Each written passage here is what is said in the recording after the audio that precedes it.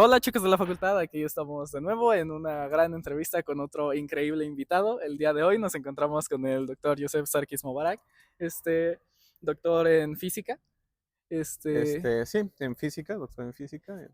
actualmente maestro en la Facultad de Ciencias del curso Ujú. de Electro 1. Y pues nos acompañará a responder las preguntas que ya saben que les hemos estado haciendo a ustedes, acerca del tiempo. Esta entrevista la vamos a dividir en 4 etapas. Primero nos gustaría saber un poquito más acerca de la trayectoria que tiene el doctor Yusef. Y para empezar, nos gustaría saber un poco acerca de su carrera académica, el camino que ha tenido para convertirse en lo que es profesor de electromagnetismo aquí en la Facultad de, de Ciencias. Cuéntenos un poquito, por favor, doctor. Ok, bien, como profesor de asignatura, sí, ajá. Digo, es que hay, digamos, como dos etapas. Este, pues bueno, hay una que es como académico y otra es ya como investigador. O sea, como soy ahorita, ya soy investigador postdoctoral. Y bueno, aparte doy la materia esta de electromagnetismo uno, ¿no? Bueno, primero, pues me acuerdo que así como para la trayectoria como profesor, pues empecé como ayudante, como quizás la mayoría quizás haya intuido. De hecho, hay como ayudante de cálculo. De hecho, me eché todos los 4 cálculos como ayudante, ¿sí? Y Claro. después conocí a un profesor que ahorita ya no está, ya se jubiló, que se llamaba Ángel Prieto, ¿sí? Y de ahí también empecé a ser su ayudante y después fui el segundo profesor hasta que ya llegué a ser el profesor. Muy bien, perfecto. Y ya adentrándonos un poquito más acerca de lo que usted está trabajando, ¿qué investigaciones recientes se ha realizado en el campo del electromagnetismo? Pues bueno, obviamente en el electromagnetismo pues es casi, no hay como área de la física donde no se aplique el electromagnetismo, realmente es difícil, ¿no? Ujú. Bueno, las investigaciones que hago actualmente es la caracterización de detectores de ionización electrónica para los procesos nucleares, con con la mira, pues, de poder detectar interacciones exóticas, neutrinos, materia oscura, etcétera, ¿no? Sí, por supuesto, ahí involucra mucho pues, la teoría electromagnética, porque estamos Claro. hablando de, por ejemplo, retrocesos nucleares de átomos, ¿no? Que se mueven, o sea, que son estructuras electrónicas. Y pues bueno, cómo interactúan con el medio y cómo ese movimiento produce ionización, ¿no? En un detector. Y eso al fin de cuentas, pues es lo que se mide, ¿no? Ok. Y, por ejemplo, ¿qué desafíos ha tenido que enfrentar en esta parte? Y ha tenido, obviamente, superado. Muchísimos, O en ¿no? eso Podemos está. aquí estar todo el día, ¿no? Hablando de eso, Bueno, si ¿no? nos gusta Pero decir como los más relevantes nada más. pues lo más relevante es en primero entender el problema. Es un problema pues complejo, pues empiezas a imaginarte que llega una partícula, mueve un ion y ese ion empieza a mover otros iones y así sucesivamente una cascada. Y resulta, bueno, que la ecuación que gobierna ese proceso pues no se entendía muy bien, hasta más o menos hace poco, que fue lo que yo estudié, y pude resolver esa ecuación de manera exacta, ¿no? Y gracias a que la resolví, pues ya pude empezar a hacer ya nuevos artículos que nadie más había podido hacer porque no había esa comprensión. Ok. Todo eso me imagino que evidentemente ya lo tiene publicado. Sí, muchas de las cosas. Ahorita sigo en algunas cosas Ok. igual por publicar, pues es que ese tema, imagínate, ese tema se desarrolló en los 60 y de los 60 ya se dio una serie de explicaciones, un modelo sencillo, que en esa época pues era suficiente, pero ahorita ya con las necesidades actuales de búsquedas de materia oscura, de interacciones exóticas o raras, que ya se requiere que los detectores pues, midan energías mucho más bajas o de posiciones de energía más bajas, pues esa teoría pues volvió a salir a la luz, ¿no? Pero entenderla pues ya fue otro tipo de cuestión, ¿no? Que más, eso sí fue complicado, ¿no? Claro. Digamos, ¿no? Y ya eso pues bueno, ya me abrió el camino pues para seguir haciendo publicaciones, pues que desde los 60 pues ya no se habían Sí, que ya podido se hacer. habían como quedado estancadas, ¿no? Exactamente, se quedó estancado eso, así como dijeron, pues eso ya no está padre, pero como que lo dejaron ahí a un lado y Pero mi pues ecuación ya no funciona, ya no exacto, ya para funcionaba. el régimen de muy bajas energías esa ecuación de los 60 ya no funciona, ¿no? Entonces ahorita usted podría decir que es hasta pionero en estos últimos artículos de Exactamente, sí. las continuaciones de los 60. Sí, sí, sí. Vamos con esta pregunta que sería, ¿cómo se relaciona el tiempo con el electromagnetismo? Que pues al fin y al cabo es lo que estábamos tratando, ¿no? En esta entrevista, lo de Ujú. qué es el tiempo. Entonces vamos con cómo se relaciona. Ok, sí, es una pregunta interesante, en efecto. Y bueno, aquí quizás tengamos que explicar un poco más, ¿no? O sea, de lo que es el tiempo. Digo, la idea newtoniana del tiempo, pues es una idea, pues, más intuitiva, ¿verdad? Es una idea de un tiempo reversible. Es un tiempo que en principio puede ir hacia adelante y hacia atrás, O sea, tú no tienes forma de saber si esa cosa va avanzando o retrocediendo en el tiempo. Ahora, desde la perspectiva del electromagnetismo, tenemos las ecuaciones de la electrostática, o sea que determinan los fenómenos eléctricos nada más estáticos, es decir, independientes del tiempo. Es decir, que tú cargas algo, esa carga se pone inicialmente en una parte de un material, digamos. Obviamente sabemos que después de un tiempo se va a recombinar, etcétera, y va a llegar a un cierto equilibrio estático. Digamos que ignoramos primero ese equilibrio, esa evolución, y nada más llegamos de estado inicial a final, ¿no? Eso es lo que estudia la electrostática. La magnetostática, por otro lado, pues es algo parecido, nada más que con campos magnéticos, y en lugar de cargas estáticas, son cargas en movimiento uniforme, cargas con velocidad constante. Entonces, lo interesante de aquí es que, bueno, la idea newtoniana del tiempo, pues se puede decir que hasta cierto punto bastante consistente con tanto con la electrostática y la magnetostática. Sin embargo, pues desde esa perspectiva, ambas ecuaciones están desacopladas. Ajá. O sea, ustedes pueden resolver por un lado los campos eléctricos y por otro los magnéticos. Ya, ¿no? No hay como unificación realmente, ¿no? Sí, y sabemos que el electromagnetismo pues es una unión, ¿verdad? De ambas cosas, ¿no? Ya simplemente sabemos que existe la onda electromagnética, que pues por supuesto tiene a los dos campos interactuando entre sí. Ajá. Entonces, ahí es donde interviene el tiempo, ¿sí? Ambas ecuaciones, como les he dicho, no dependen del tiempo explícitamente. Y es hasta la ley de Faraday, que ya se introduce el tiempo, que empieza a existir este acoplamiento entre el campo eléctrico y campo magnético. Es decir, que podemos ver desde la perspectiva de la teoría electromagnética el tiempo como una variable, que no solamente es una expansión más así de un parámetro como la teoría newtoniana, sino se necesita que sea una dimensión más, ¿no? O sea, ya desde ahí, o sea, antes de ir a la relatividad y todo, ya se necesita que sea una dimensión más, o sea, que sea un espacio-tiempo, para que sea todo consistente, ¿no? Desde las mismas ecuaciones ya de Maxwell, digamos, ¿no? No solo la ley de Faraday, sino también la de Ampère-Maxwell. Ya con toda la idea del electromagnetismo actual, si ahorita con lo que ya se sabe se intentara no eliminar, pero o sea, tratar el tiempo de una manera diferente, las ecuaciones actuales servirían o obligatoriamente sí se tiene que tratar ya como ahorita se trata el concepto de tiempo como esa variable pero de dimensión. Ya es una pregunta, por supuesto, así muy extensa, que pues, yo te voy a dar la definición que ya es más, pues, la que se usa actualmente. Igual vamos a hablar un poco después de lo que pues, puede implicar que no sería así. Ajá. Recordemos que tenemos pues, varias ramas, ¿no? De la física, ¿no? La física clásica, la física cuántica, ¿no? El electromagnetismo. ¿Sí? Entonces, la mera teoría física así que nosotros tenemos válida desde la época de Maxwell, pues son las ecuaciones, hay redundancia de Maxwell, ¿no? ¿Sí? Las ecuaciones del electromagnetismo. Esas ecuaciones desde 1850, 1954 no han cambiado nada, ¿sí? Nada.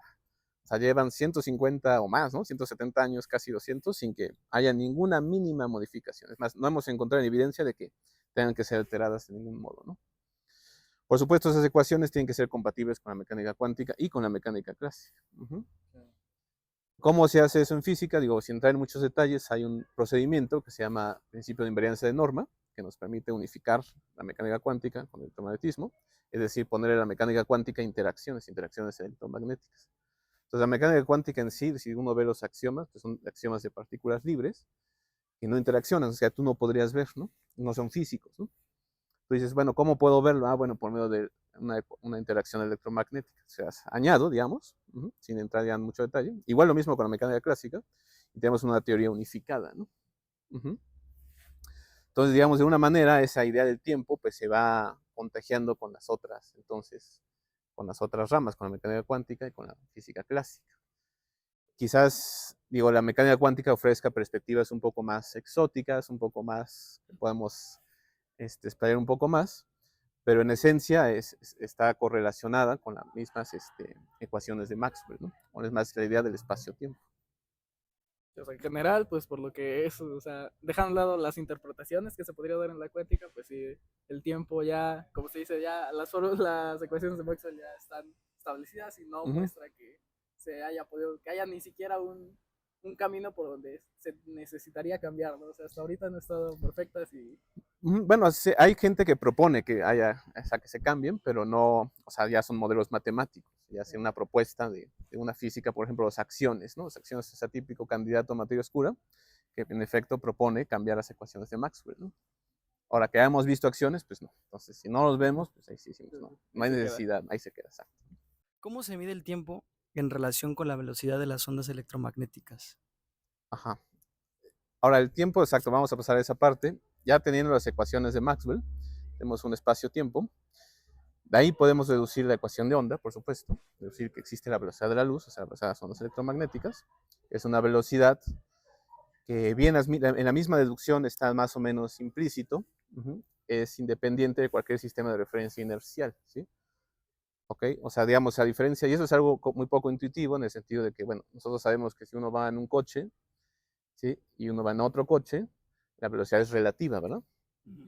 Si uno mide la velocidad del sonido, va a ser la velocidad del sonido relativa a lo que se está moviendo, ¿no? Si ustedes miden la velocidad de la luz en un avión, con respecto al que está estático, la velocidad es exactamente la misma, ¿no? A una nave así que va rapidísimo, incluso va a 99.9 velocidad de la luz, pues sigue siendo la velocidad de la luz, ¿no? ¿Sí? Entonces uno se queda, bueno, eso ya no es una idea tan intuitiva, y eso es consecuencia de que exista esta, que digamos, que unificación de espacio-tiempo. ¿Sí? Es decir, las ecuaciones de Maxwell ya naturalmente son relativistas, ya uno no tiene que hacer nada, ¿no? La relatividad especial, esencialmente, sale de ahí, ¿no? Es compatible con eso. Entonces, medir el tiempo, decir, bueno, pues ya entonces tienes que considerar que el tiempo ya va a depender del sistema de referencia en el que estés. Ajá. Entonces, uno no, puede estar en cualquier sistema de referencia siempre y cuando no se mueva la velocidad de la luz. Entonces, por supuesto, ¿cómo te comunicas entre dos sistemas de referencia? Por medio de ondas electromagnéticas, ¿verdad? Entonces, esa velocidad sabemos que va a ser la misma en ambos sistemas de referencia, ¿sí?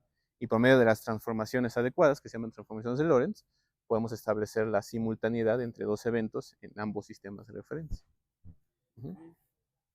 Entonces, usando ese concepto, pues sí, o sea, lo que estamos haciendo es que a partir del concepto de decir, no, pues la velocidad de la luz va a ser donde tú la midas, pues, como tú la consideres, siempre va a ser igual. Y entonces estamos aprovechando esa idea para conectar los eventos y decir, está sucediendo en este instante, por así decirlo. Ajá, digamos que ambos observadores, que están en dos sistemas de referencia inerciales, van a medir igual la velocidad de la luz. Esa velocidad siempre va a ser la misma.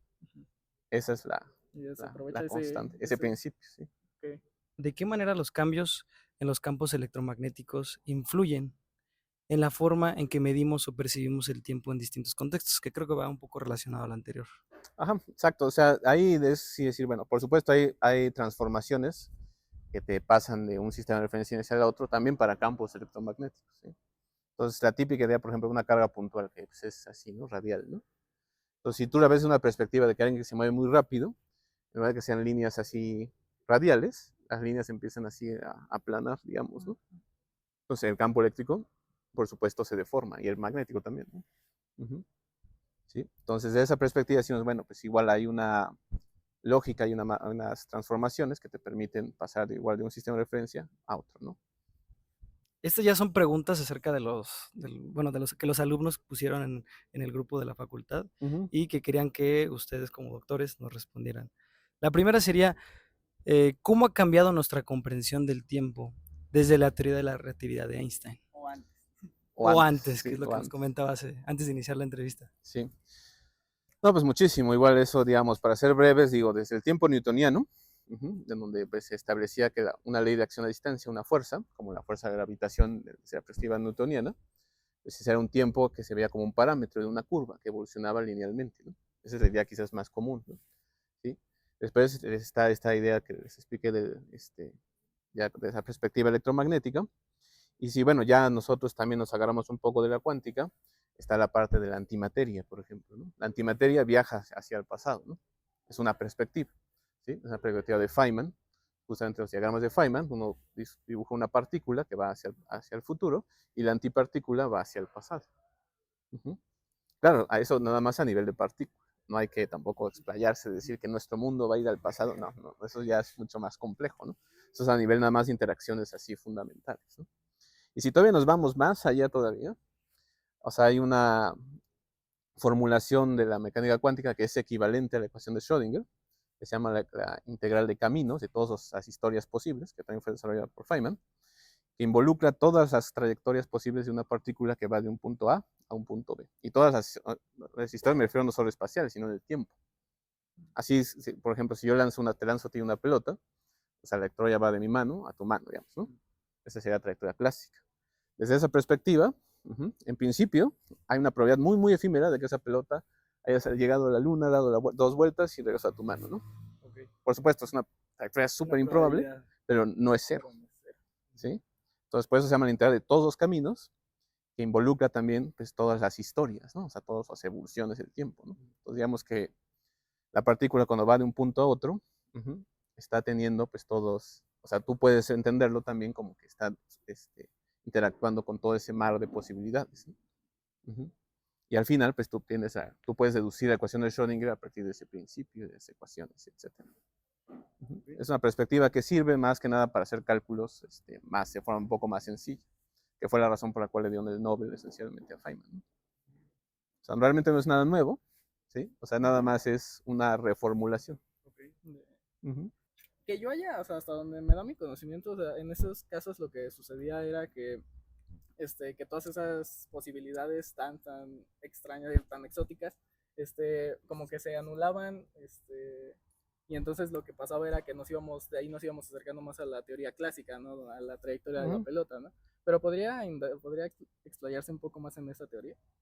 Sí, en teoría de caminos, pero realmente la teoría de caminos no sirve tanto para escribir sistemas como clásicos, o sea, está basada en esa idea, o sea, desde la perspectiva clásica, la trayectoria es la ecuación que minimiza un funcional que se llama el funcional de acción, y ya, esa es la trayectoria clásica, es una y ya se acabó, ¿no?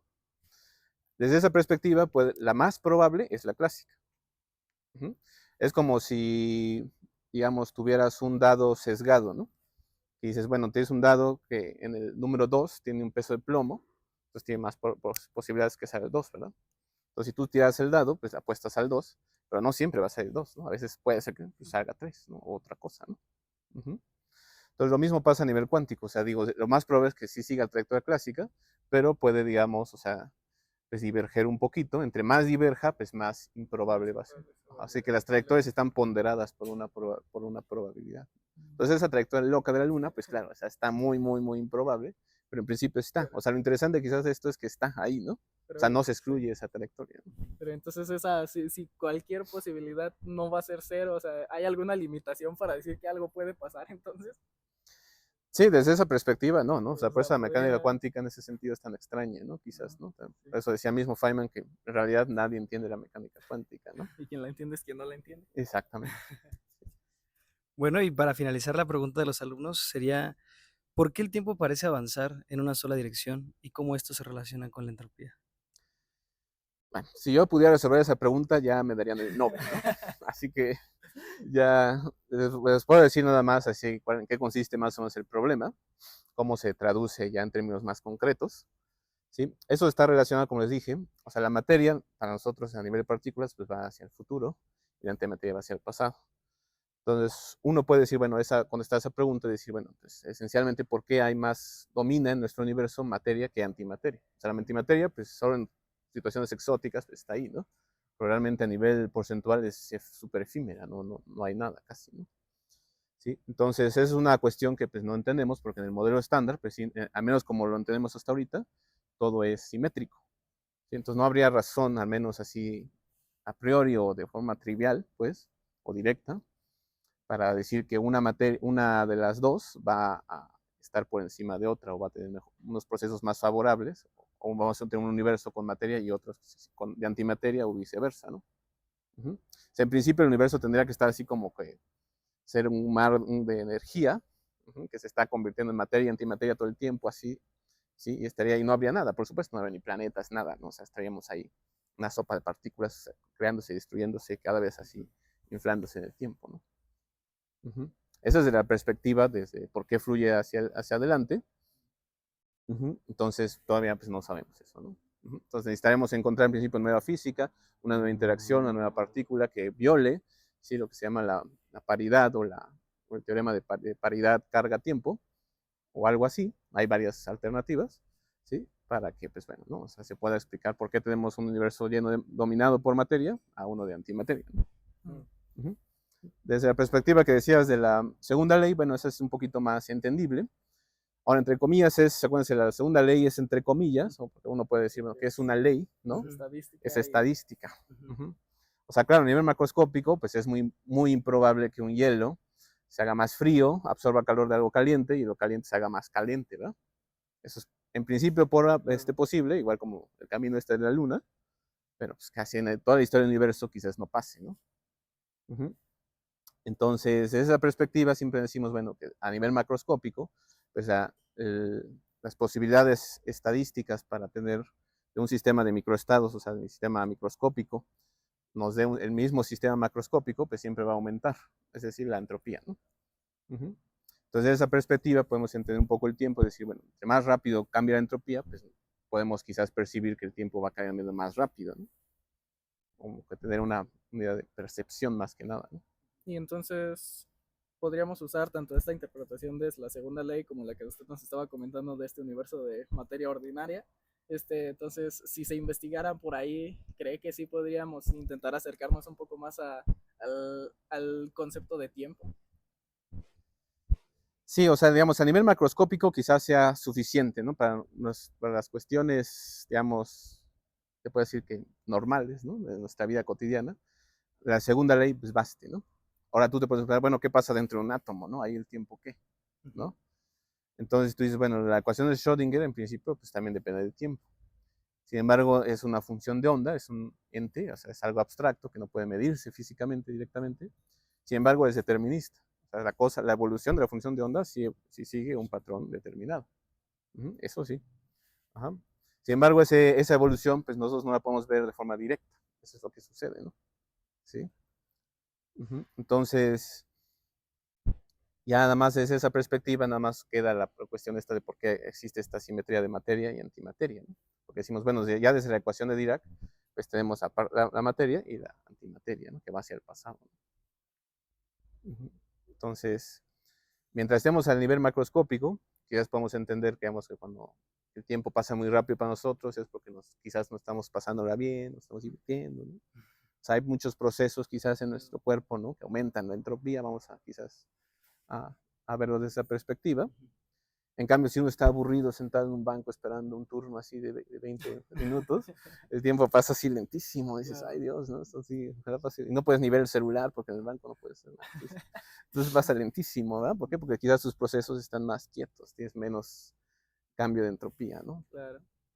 Y pues ya que estamos entonces, ¿hay alguna otra dificultad importante que crea que los físicos actuales se tendrían que enfrentar si quisieran definir el concepto de tiempo? Bueno, está esa a nivel fundamental. Está otra que, bueno, que pues también se está investigando, ¿no? Pues hay que ver si el tiempo está relacionado con el entrelazamiento cuántico. O sea, hay recientes investigaciones que tratan de ver si hay una relación con eso, y eso sí cambiaría mucho nuestra perspectiva también del tiempo, porque ya sería algo aparte ya de la noción relativista de la teoría electromagnética que tenemos actualmente, ¿no? Pero eso pues todavía está por verse. Desde tu perspectiva, ¿cómo definirías el tiempo en palabras concretas? Pues quizás ahí mi perspectiva sea un poco pues, aburrida, porque sería la definición pues, del segundo, digamos, ¿no?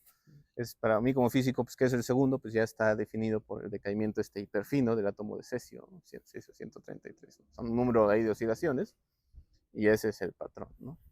Al fin de cuentas, lo que podemos nosotros medir son diferencias de tiempo, así como, o sea, el espacio en sí no lo podemos medir, ¿no? ¿Sí? Podemos medir distancias, ¿no? Igual podemos hacer lo mismo con el tiempo, ¿no? Podemos medir intervalos de tiempo, ¿no?